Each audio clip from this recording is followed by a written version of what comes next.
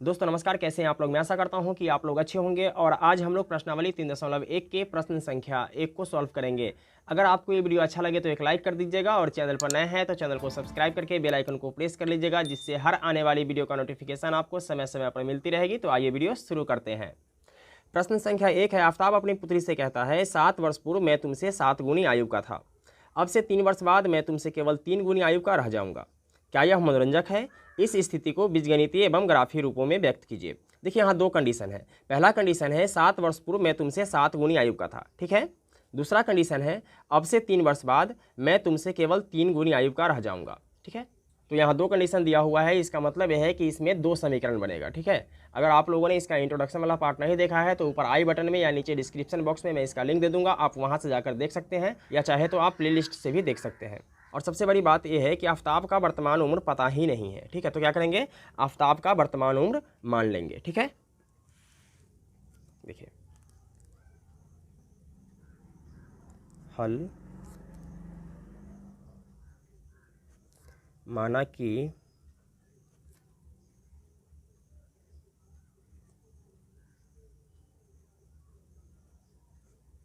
आफ्ताब का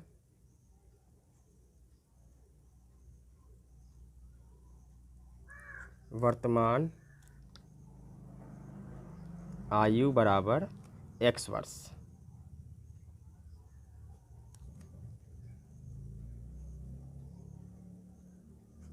उसकी पुत्री की वर्तमान आयु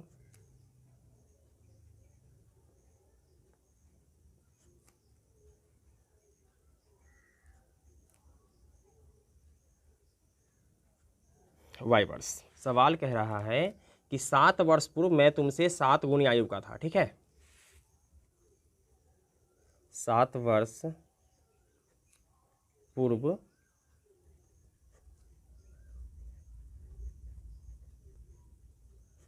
आफ्ताब की आयु क्या हो जाएगा। देखिए वर्तमान उम्र हमने क्या माना है, अभी इसका उम्र है x, ठीक है। तो 7 वर्ष पहले क्या हो जाएगा, वर्तमान उम्र में से 7 घटा देंगे तो 7 वर्ष पहले का उम्र पता चल जाएगा, ठीक है। तो x माइनस 7 हो जाएगा, ठीक है। और 7 वर्ष पूर्व पुत्री की आयु क्या हो जाएगा, y माइनस 7 वर्ष।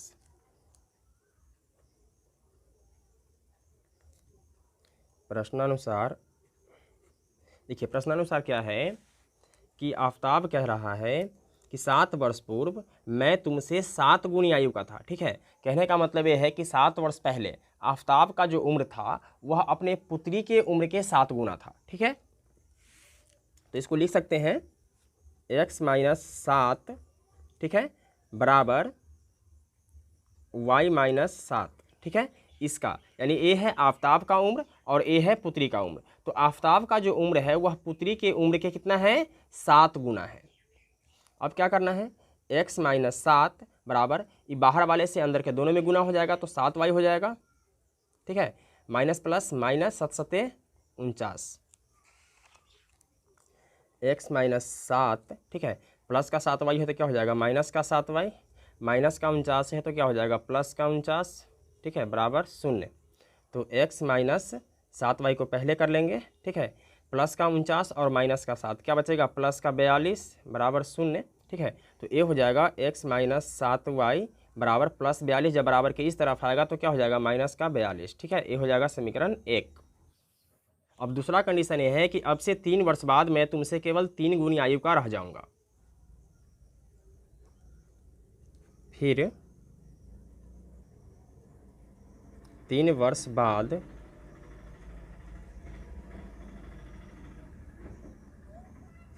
आफ्ताब की आयु,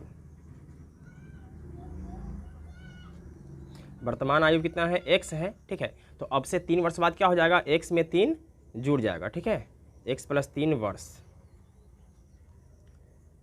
3 वर्ष बाद पुत्री की आयु क्या है, पुत्री की आयु है वर्तमान y, ठीक है। इसमें 3 जोड़ देंगे तो क्या हो जाएगा, 3 वर्ष बाद का उम्र पता चल जाएगा, वर्ष।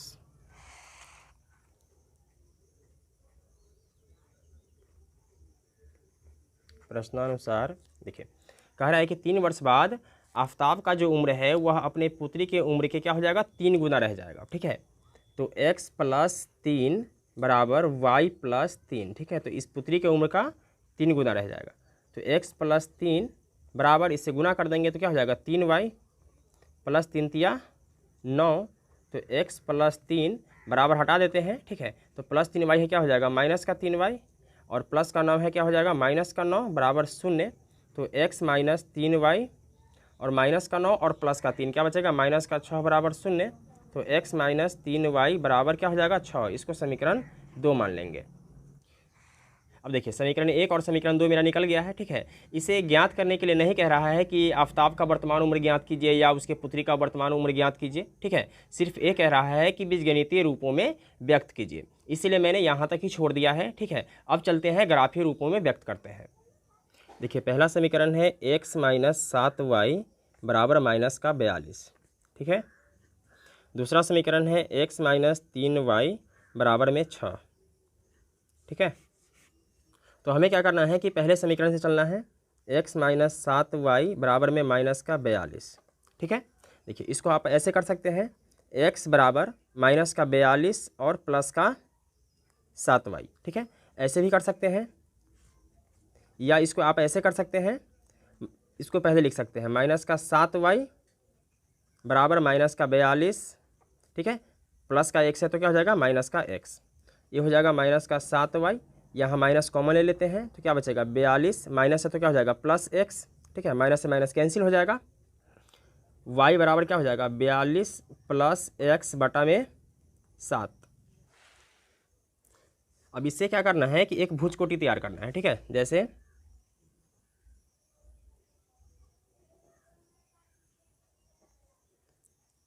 1 2 3 4, ठीक है। इसमें x लिखेंगे, इसमें y लिखेंगे। अब यहाँ क्या करना है, इसको समझिए। यहाँ x का मान अपना मन से रखना है, ठीक है। अपने मन से रखना है x का मान, ठीक है। और 42 में जोड़ देना है और 7 से भाग देना है। जब आप इसको देखते हैं तो क्या लगता है, 42 में x को जोड़ना है और 7 से भाग देना है, ठीक है। ठीक इसी तरीके से चलिए हम x के जगह पे 0 रखते हैं तो क्या हो जाएगा, देखिए 42 + x के जगह पे क्या रखना है, 0 बटा 7। तो 42 में 0 जुड़ेंगे, क्या आएगा, 42, और 7 से भाग देंगे, कितना आएगा, 7 × 6 = 42, यानी y का मान क्या आया, 6, ठीक है। ठीक इसी तरीके से हमें x का मान रखते जाना है और y का मान निकालते जाना है, ठीक है। कम से कम 2 बार और 3 बार भी निकाल सकते हैं, ठीक है। 3 बार निकालने से क्या होता है कि ग्राफ पे सेट करने में किसी प्रकार की दिक्कत नहीं होती है, ठीक है। तो 42, 0 के बाद 1 रख के देखते हैं, ठीक है। तो क्या हो जाएगा, 42 और 1 43, ठीक है। हमें भाग देना है 7 से, ठीक। तो 7 से 43 तो कटेगा नहीं, 44 भी नहीं कटेगा, 45 भी नहीं कटेगा, ठीक है। तो डायरेक्ट हम क्या करेंगे, 7 से लगा देंगे, ठीक है। तो इसमें 7 जोड़ेंगे बटा 7, तो 42 और 7 क्या हो जाएगा, 49 बटा 7, 7 7 49, ठीक है। तो जब हमने x का मान 7 रखा तो y का मान क्या आया, 7। अब देखिए, अब क्या रखना है, 7 रखा है, यहाँ 0 रखा है, यानी 7 का रेंज चल रहा है, ठीक है। फिर इसमें हम क्या करेंगे, 7 जोड़ देंगे, तो 7 और 7 14। तो 42 में अब 14 रखेंगे, 42 में 14 को जोड़ेंगे तो क्या हो जाएगा, 4 2 6, 4 और 1 5, ठीक है, बटा 7, 7 8 है 56, ठीक है। यानी 14 रखे हैं तो y का मान कितना आया, 8। चलिए अब दूसरे समीकरण में चलते हैं। दूसरा समीकरण है मेरे पास x - 3y बराबर 6। देखिए x, ठीक है, बराबर 6 को पहले लिखेंगे और -3y है तो क्या हो जाएगा, प्लस का 3y, ठीक है। आपको इस तरीके से लिखना है कि अगर x का मान रखें तो y का मान आसानी से निकल जाए, या y का मान रखें तो x का मान आसानी से निकल जाए, ठीक है।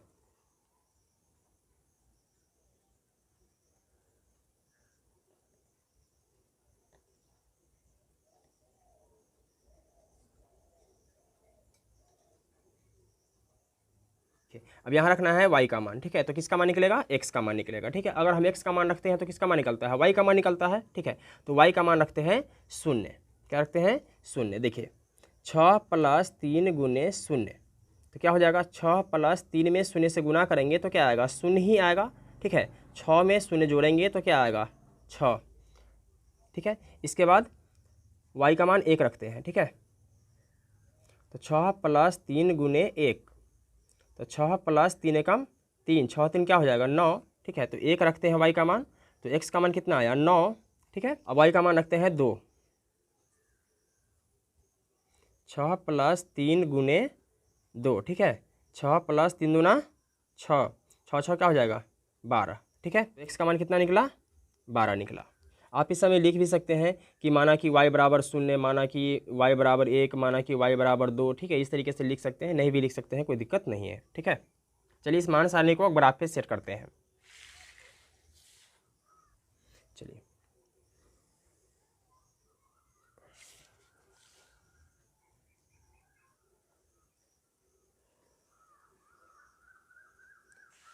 इसको बोलते हैं x अक्ष, ठीक है। और ये है x माइनस वाला, ठीक है।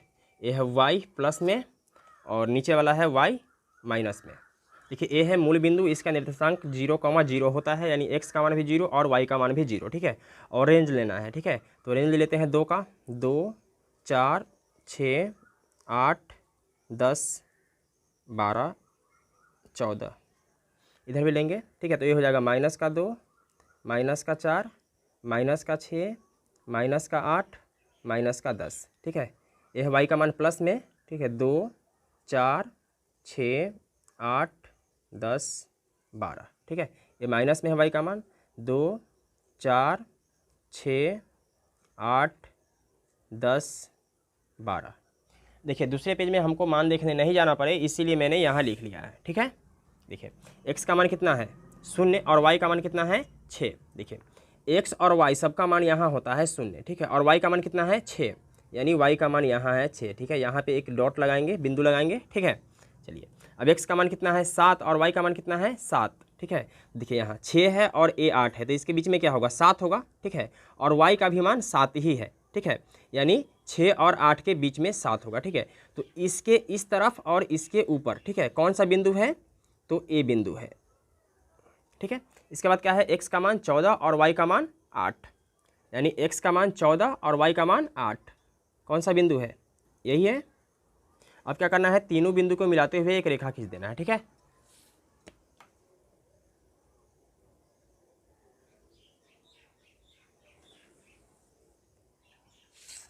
और चाहे तो इसका नाम दे सकते हैं, क्या है 0,6 7,7 14,8। दूसरा समीकरण है मेरे पास, x का मान 6 है और y का मान 0 है, यानी x का मान 6 और y का मान 0 यहाँ है, ठीक है। यानी a है बिंदु, x का मान 9 और y का मान 1, तो x का मान 8 10 9 a हो जाएगा, ठीक है। और y का मान 1, यानी यहाँ आ जाएगा, ठीक है। x का मान 12 और y का मान 2, तो x का मान 12 और y का मान 2, ठीक है। इसको लिख ही लेते हैं 6,0 9,1, ठीक है। और 12,2।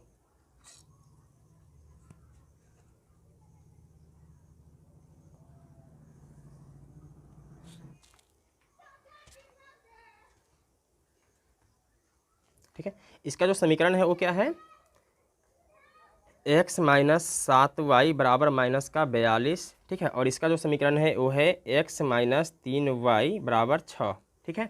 देखिए यहाँ अगर कहता है आंसर निकालने के लिए कि आफ्ताब का वर्तमान उम्र क्या है, उसकी पुत्री का वर्तमान उम्र क्या है, ठीक है। तो हम लोग क्या करते हैं कि इसका रेंज बढ़ा देते, ठीक है। जैसे कि 2 4 6 8 10 का रेंज है, तो हम लोग यहाँ करते कि 10 का रेंज ले लेते या 5 का रेंज ले लेते, ठीक है। क्योंकि देखिए ये दोनों रेखा जो है, यह रेखा इधर झुका हुआ है और ये रेखा ऊपर झुका हुआ है, ये दोनों रेखा आपस में कहीं ना कहीं जाकर कटेगा, ठीक है। शायद 42 और 12 पर कटता है, ठीक है। तो अगर 42 लेना है तो अगर हम एक एक का रेंज लेंगे तो काफ़ी आगे चला जाएगा, ठीक है। 2-2 का रेंज दिए हैं तब तो पेज पे अटा ही नहीं है, ठीक है।